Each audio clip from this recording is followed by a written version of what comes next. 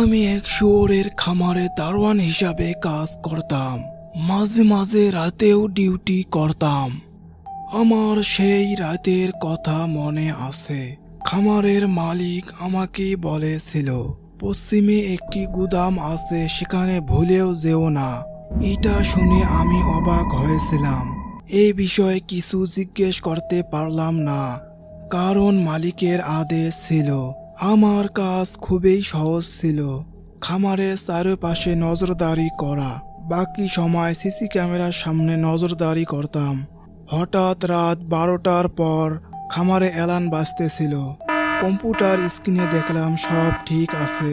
উঠে বাইরে দেখার জন্য আসলাম। চারপাশে ঘোরাঘুরি করে দেখলাম সব ঠিক আছে। আমি রুমে চলে আসলাম। হঠাৎ আমার মনে পড়ল পশ্চিমের গুদামের কথা।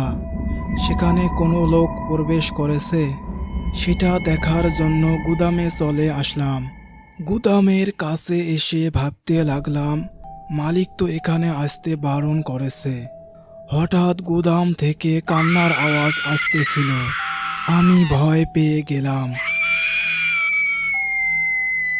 দৌড়ে এসে খিড়কি দিয়ে দেখতে লাগলাম, একটি মোটা লোক, তার হাতে শুকুর জবাই করা ছুরি, কাউকে জবাই করার জন্য দাঁড়িয়ে আছে।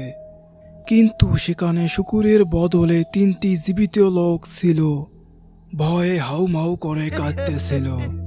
এটা দেখে ভয় পেয়ে গেলাম।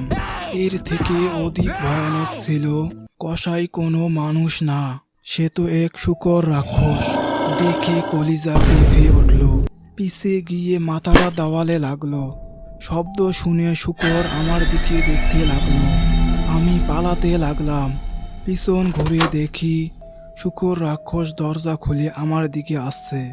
দৌড়াতে দৌড়াতে একটি কুয়ার সামনে এসে পড়ি। সঙ্গে সঙ্গে তার ভিতরে প্রবেশ করি। কুয়োর ভিতরে অনেক দুর্গন্ধ ছিল, বমিও আসতেছিল। এ বিষয়ে পুলিশকে জানার জন্য কুয়া থেকে উপরে উঠতে লাগলাম। মাথাটা বের করে সামনেই দেখি শুয়োর রাক্ষস দাঁড়িয়ে আছে। ভয়ে আবার ভিতরে ঢুকলাম।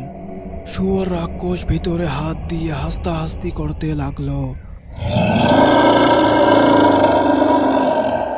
শুয়োর রাক্ষস মোটা হওয়ার কারণে ভিতরে ঢুকতে পারছিল না। হঠাৎ গুলির শব্দ শুনলাম। মনে হয় রাক্ষসকে কেউ মেরে ফেলেছে। আস্তে আস্তে মাথাটা উপরে তুলে দেখতে লাগলাম খামারের মালিক। আমাকে দেখে দৌড়ে কাছে এসে বলে, চোরের ভয়ে গুলি চালিয়েছি। আমি অবাক হয়ে ভাবতে লাগলাম, মালিক শুয়োর দানবকে দেখতে পারেনি? এটা কিভাবে হতে পারে? মালিক বলতে লাগলো, আসলে কিছুদিন আগে পুরনো গুদামে একটি প্রতিবন্ধী লোককে 2টি শ্রমিক ধরে মারতেছিল। তখনই একটি পাগল শুয়োর খাঁচা থেকে বাইরে এসে হামলা শুরু করে দেয়। ভয়ে 2 শ্রমিক মিক্সার মেশিনের উপর চড়ে। ভুলবশত পা পিছলে পড়ে মিক্সার হয়ে মারা যায়। তার মৃত্যু অনেক ভয়ানক ছিল। তখন থেকে গুদাম বন্ধ করে দেওয়া হয়েছে। কিছুদিন পর গ্রামবাসীরা ওখান থেকে ভয়ঙ্কর কিছু আওয়াজ শুনতে পেত। এটা শুনে বুঝতে বাকি ছিল না শূকর রাক্ষস আসলে কে। তোমরা বুঝতে পারলে কমেন্ট বক্সে জানিয়ে দাও। চ্যানেলটি সাবস্ক্রাইব করতে কিন্তু ভুলো না।